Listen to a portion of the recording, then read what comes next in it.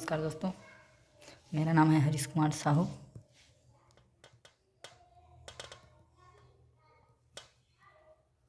मैं आप लोग को क्लास 10th का मैथ्स पढ़ा रहा हूँ। ठीक है, तो हम लोग पढ़ रहे हैं चैप्टर 9 त्रिकोणमितीय समीकरण एवं सर्व समीकरण। ठीक है, तो चलिए प्रश्नावली क्रमांक 1 का हमें 7वां प्रश्न हल करना है, तो इसे हम हल करते हैं। तो यहाँ पे हम सबसे पहले लिखेंगे हल। ठीक है, प्रश्न बोल रहा है कि सिद्ध करना है जो सर्व समीकरण दिया है। ठीक है, तो लेफ्ट हैंड साइड को लेके आगे बढ़ेंगे। लेफ्ट हैंड साइड दिया है हमको sine theta on 1 plus cos theta plus 1 plus cos theta on sine theta. ठीक है, तो इसका हम क्या करेंगे, अब तिर्यक गुणा करेंगे। इसका तिर्यक गुणा करने पर, ठीक है, तिर्यक गुणा करेंगे तो साइन का गुणा हो जाएगा इससे, तो ये हो जाएगा साइन स्क्वायर थीटा, फिर इधर ये 1 प्लस कॉस थीटा का होल स्क्वायर हो जाएगा, और नीचे में साइन थीटा फिर 1 प्लस कॉस थीटा। इस प्रकार से हो जाएगा। अब इसे हम लिखेंगे साइन स्क्वायर थीटा। यहाँ पर एक फार्मूला लगेगा कि a धन b पूरे का वर्ग बराबर होता है a का वर्ग धन b का वर्ग धन 2ab। तो इसी प्रकार से हम यहाँ पे a का वर्ग धन b का वर्ग धन 2ab। ठीक है, और नीचे में हमारा क्या है, नीचे में हमारा है साइन थीटा फिर 1 प्लस कॉस थीटा। ठीक है दोस्तों, अब देखिए कि यहाँ पर sine square theta plus cos square theta इसे साथ में लिखेंगे। ठीक है, और फिर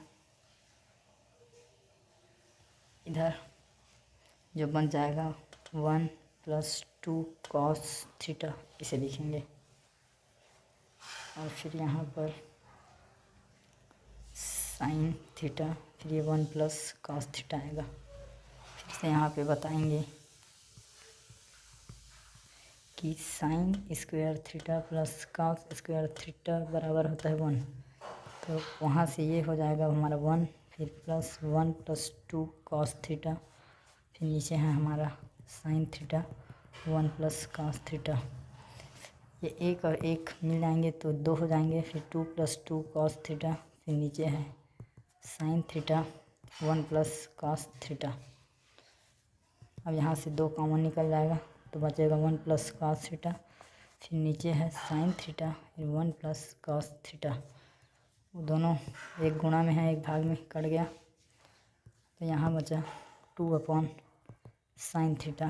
ठीक है, और यहाँ पर साइन थीटा बराबर होता है 1 बटे कॉसेक थीटा, इसीलिए ये हमारा हो जाएगा 2 कॉसेक थीटा। ठीक है, तो ये क्या मिल गया हमको, RHS मिल गया जो प्रूफ करना था।